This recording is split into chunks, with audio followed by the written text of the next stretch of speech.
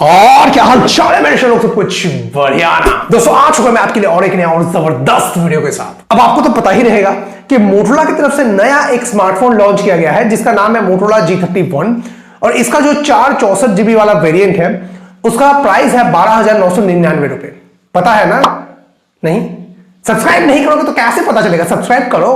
तो अब यही सेम प्राइस पॉइंट के साथ सेम वेरिएंट वाला सैमसंग का भी एक फोन ऑलरेडी मार्केट में था जिसका नाम है सैमसंग गैलेक्सी F22 और स्पेसिफिकेशंस भी दोनों का ऑलमोस्ट सेम है। अब यहां पर एक कंफ्यूजन मार्केट में क्रिएट हो रहा है कि भैया कौन सा लिया जाए, G31 बेटर रहेगा या फिर F22? तो बिल्कुल यही वाला कंफ्यूजन को क्लियर करने आ गया हूं मैं। तो क्या आप लोग रेडी हैं? हाँ, लगाओ इंट्रो। बन मत बन तू ढोकला, सिर्फ पटेली तू मारता है अंदर से खोखला, बातचीत से बात कम सीधा। ओके, तो दोस्तों दोनों फोनों का कंपैरिजन, चीरफाड़ वाला कंपैरिजन हम स्टार्ट करेंगे डिजाइनिंग से। दोस्तों यहाँ पर मोटोरोला का जो G31 है और जो सैमसंग का F22 है, इन दोनों फोन को आप साइड बाय साइड देखिए। दोनों का डिजाइन भी ऑलमोस्ट सेम ही है, खाली कैमरा कटआउट को छोड़कर, क्योंकि G31 में आपको ट्रिपल रेयर कैमरा मिलता है जहां पर सैमसंग वाले फोन में आपको क्वाड कैमरा मिलता है। क्वाड कैमरा मिलता है। बाकी की सारी चीजें दोनों फोनों में सेम ही है, जैसे कि प्लास्टिक बैग दोनों फोनों में ही है। ऊपर से जो टेक्सचर है ना ऐसे करने पे, वो टेक्सचर भी दोनों फोनों में ही है। तो डिजाइनिंग में यहां पर आपका अपना अपना चॉइस रह सकता है। ओके, इसके बाद बात करते हैं डिस्प्ले के बारे में। दोस्तों यहां पर जो G31 है उसके अंदर आपको 6.67 इंच का फुल HD प्लस, ध्यान से सुनिएगा दोस्तों, 6.67 इंच का full HD plus. Side by side Samsung वाले फोन में भी आपको 90 हर्ट्ज के साथ एमोलेड डिस्प्ले मिलता है, लेकिन HD प्लस वाला। अब दोस्तों यहां पर सवाल आता है फिर कौन सा वाला डिस्प्ले ज्यादा अच्छा रहेगा? बताऊंगा, ये सब कुछ मैं एक्सप्लेन करूंगा आपको, लेकिन पहले स्पेसिफिकेशंस पूरा खत्म कर लेते हैं उसके बाद, ठीक है। कैमरास की बात करें तो दोस्तों यहां पर जो G31 वाला फोन है इसके अंदर आपको 50 मेगापिक्सल वाला रेयर कैमरा सेटअप मिलता है, जहां पर सैमसंग वाले फोन में आपको 48 मेगापिक्सल वाला क्वाड कैमरा वाला सेटअप है, ठीक है। सेल्फी कैमरा दोनों फोनों में सेम टू सेम है, 13 मेगापिक्सल करके। अभी प्रोसेसर की बात करें तो दोनों फोनों में almost same to same processor दिया गया है। हाँ, G31 थोड़ा सा बेटर प्रोसेसर के साथ आता है। क्यों?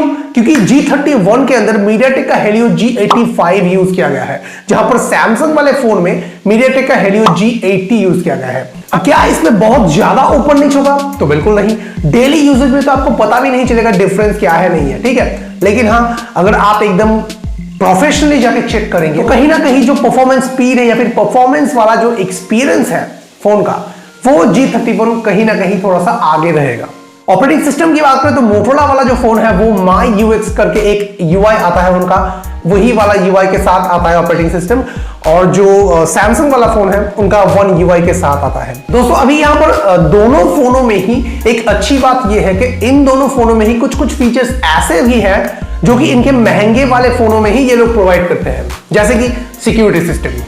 G31 में आपको थिंक शील्ड का सिक्योरिटी मिलता है और जो सैमसंग का F22 है उसके अंदर आपको नॉक सिक्योरिटी का सपोर्ट मिलता है। सिम स्लॉट यहां पर G31 आता है हाइब्रिड सिम स्लॉट के साथ, जहां पर F22 आता है डेडिकेटेड सिम स्लॉट के साथ। इसके बाद अगर मैं सेंसर्स के बारे में आपको कुछ बताऊं तो दोनों फोन के अंदर सारे के सारे सेंसर्स ऐसे ठूस ठूस के भरे गए हैं, लेकिन फिंगरप्रिंट सेंसर में थोड़ा सा जगह का अदला बदली देखा जा रहा है।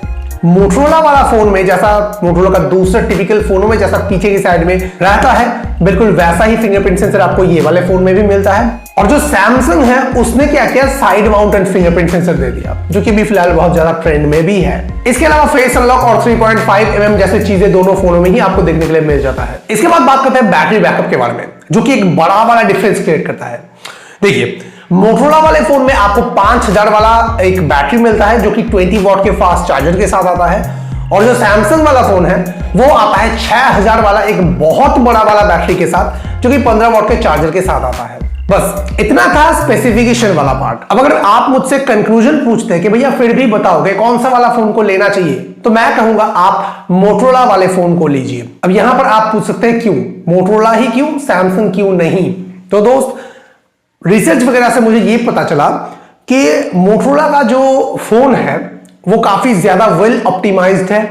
दूसरी चीज ये, कैमरा में ना कहीं मोटोरोला का जो पोर्ट्रेट मोड है वो काफी अच्छा बेटर परफॉर्म कर रहा है सैमसंग वाले कैमरा से।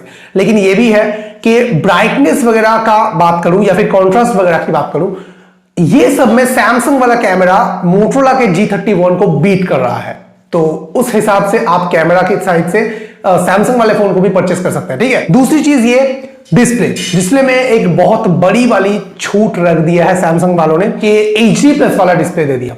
देखो भाई 90 हर्ट्ज वाला दिया, ये तो सही है, 90 हर्ट्ज का डिस्प्ले काफी अच्छी तरीके से वर्क भी करता है, स्मूथ आपका एक एक्सपीरियंस रहेगा, लेकिन HD+ देने के कारण आपका जो पिक्सल है वो आपको कम मिलेगा डिस्प्ले में, तो एमोलेड का मजा आपको उतना नहीं मिलेगा जितना फुल HD पैनल के साथ मिलता है। तो ये भी एक रीजन हुआ मोटोरोला के साइड में जाने का।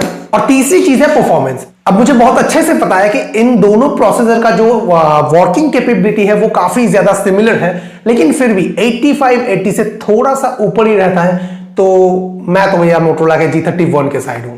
आप अपना बताओ कमेंट सेक्शन में। बस दोस्तों यही तक था आज का पूरा वीडियो। ऐसा वीडियोस और देखने तो सब्सक्राइब, लाइक, कमेंट, शेयर जरूर करें, और बस मिलते हैं आपसे अगले किसी वीडियो में नए टॉपिक के साथ। चलो बाय। इसी में फंस चुका है सब कुछ, पैसा ना होता बेटा सब होते थे बहुत खुश। बहुत कुछ देखा मैंने लोगों को बदलते, दूर जो खड़े हैं वो कल को मेरे बगल